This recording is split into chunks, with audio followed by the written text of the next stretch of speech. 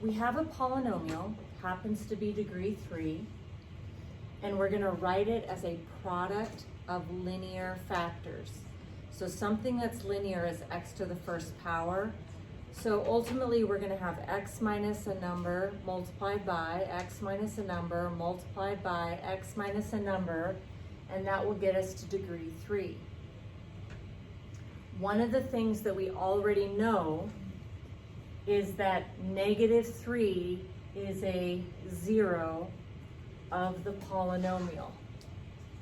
I'm going to go ahead and back up for a second to something that you did a long time ago, which is whole numbers. So if I told you that 3 is a factor of 222, see how that's kind of similar? Then I know that 3 will fit into 222 with no remainder. So what I could do is I could divide 222 by 3 and I get 74. So that means, oops, not 1,000. Let me just take that off really fast, sorry about that. Thought I had changed it. So that means that 222 could be written as 3 times 74. Now by dividing the 222 by 3, and we got 3 times 74, do you see how that kind of gets us started on writing it as a multiplication problem?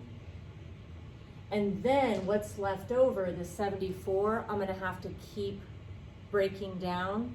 If I divide 74 by 2, then I end up with 2 times 37. And so now I have 3 times 2 times 37. So we're going to approach this very similarly. Do you remember what it means if negative 3 is a 0? What the factor is? If negative 3 is a 0, then something is a factor. So this guy here, this is my k value is negative 3. So that tells me that x minus negative 3 is a factor. Now if this is a factor, see like 3 was a factor, that means I can divide it into this and it's going to fit. So let's go ahead and divide the polynomial by x plus 3. I'm going to use synthetic division instead of long division. So setting that up, I have negative 3 out front. I have my coefficients, 1 x to the third, 5 x squared, 5 x minus 3, 1, 5, 5, negative 3. I don't need any placeholders. So then just a summary of what we've done before. Drop down the 1. Negative 3 times 1 is negative 3. Add, we get 2. Negative 3 times 2 is negative 6. 5 and negative 6 make negative 1. Negative 3 times negative 1 is 3. Add, and I get 0. We shouldn't be surprised that we get 0, because if x plus 3 fits in, the remainder should be 0. So what we just found out is so far, this can be rewritten as x plus 3 times something. And that something is what the answer was. So if I divided an x to the third by an x to the first, then my answer is x to the second.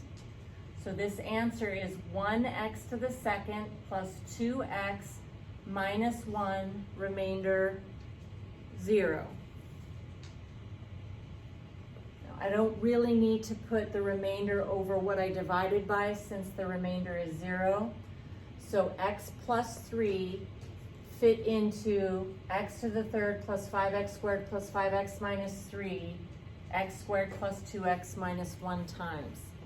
So I can now say that x to the third polynomial is equal to this times this. If we were lucky, I could maybe use the big X method and factor that. Two numbers that multiply together to get -1 and add up to 2. But unfortunately, it does not factor. So to solve for the other zeros, I'm going to have to use the quadratic formula. So if I go to use the quadratic formula to factor this, 1x squared plus 2x minus 1, the a is 1, the b is 2, and the c is -1. So x is -b plus or minus b squared minus 4ac all over 2a. Simplifying the radicand, 2 squared minus 4 times 1 times -1 is +8. So I have -2 plus or minus the square root of 8 over 2. Next, I can simplify that square root. 8 is made out of 2 times 2 times 2. If you have 2 of a kind, you get to take the number out. So the square root of 8 is 2 root 2.